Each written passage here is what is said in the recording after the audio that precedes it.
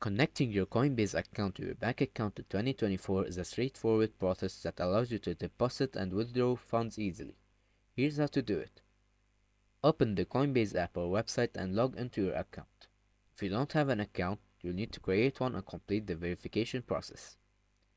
Click on your profile icon in the top right corner and select Settings from the drop-down menu.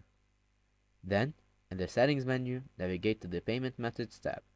Here, you see options for adding various payment methods. Click on Add a Payment Method and select Bank Account. You will have the option to link your bank account via instant or manual verification. Instant verification allows you to log into your bank through Coinbase, while manual requires you to enter your bank details.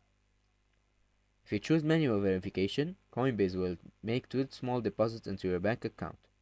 Check your bank statement for these amounts and return to the Coinbase to confirm the deposits.